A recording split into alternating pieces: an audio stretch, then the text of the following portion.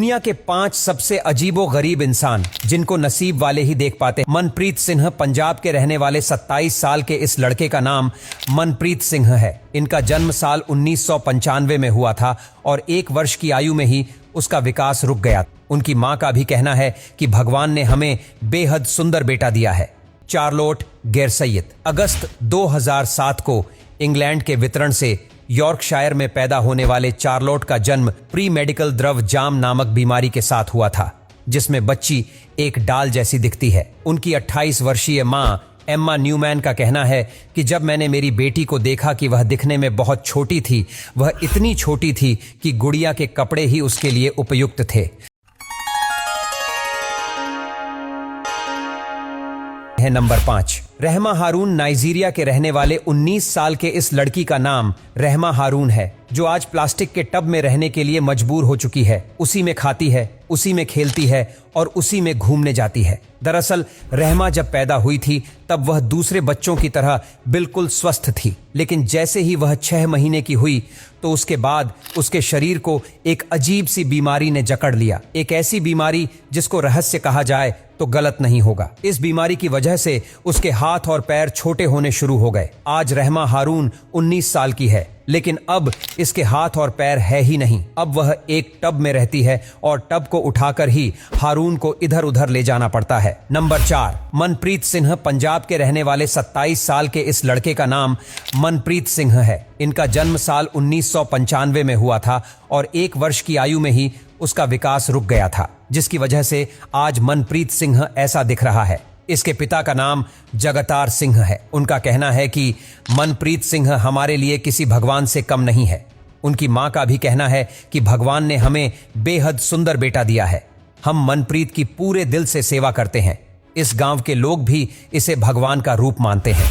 Number 3, Charlotte गैरसैयद अगस्त 2007 को England के वितरण से यॉर्कशायर में पैदा होने वाले चार्लोट का जन्म प्री मेडिकल द्रव जाम नामक बीमारी के साथ हुआ था, जिसमें बच्ची एक डाल जैसी दिखती है। उनकी 28 वर्षीय मां एम्मा न्यूमैन का कहना है कि जब मैंने मेरी बेटी को देखा कि वह दिखने में बहुत छोटी थी, वह इतनी छोटी थी कि गुड़िया के कपड़े ही उसके लिए उपयुक्त थे।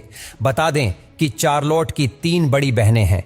तीनों बहनों का कहना है कि चार्लोट को हम सब बहुत प्यार करते हैं।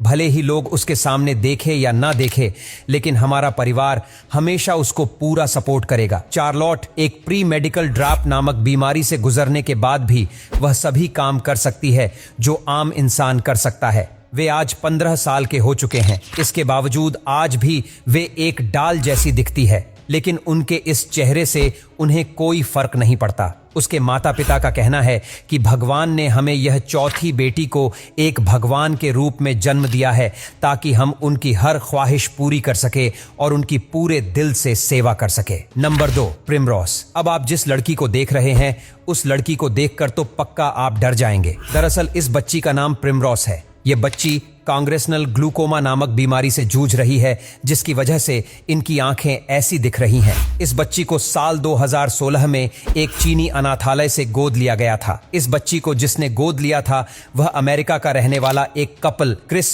और एरिन है।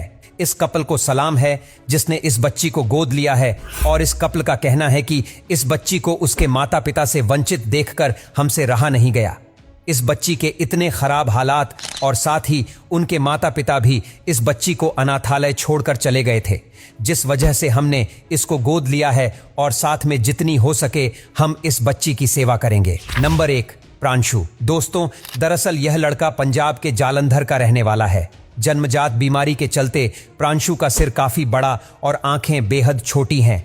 बताया जाता है कि इसकी वजह गर्भ में उसका उचित विकास न हो पाना था। पंजाब के इस गांव में लोग इसे गणेश जी मानकर पूजते हैं और इसके लिए दरबार भी लगाया जाता है। दूर दूर से लोग इस बच्चे की पूजा करने के लिए आते हैं और लोग इनसे आशीर्वाद लेते हैं। प्रांशु के पिता कमलेश जी का कहना है कि मैं भी अपने बेटे को भगवान का ही रूप मानता हूँ। मैं भी इसकी पूजा करता हूँ और आशीर्वाद लेकर ही घर से काम पर निकलता हूँ। कमलेश जी ने एक इंटरव्यू के दौरान कहा था कि जब प्रांशु का जन्म हुआ तो जिसने भी देखा वह चकित रह गया था। इसका सिर सामान्य से कुछ बड़े आकार का था और आंखें सामान्य आकार से कुछ छोटी थीं, लेकिन उसी वक्त मैंने ठान लिया था कि मेरा बेटा जैसा भी हो, मैं उनकी पूरे दिल से सेवा करूंगा।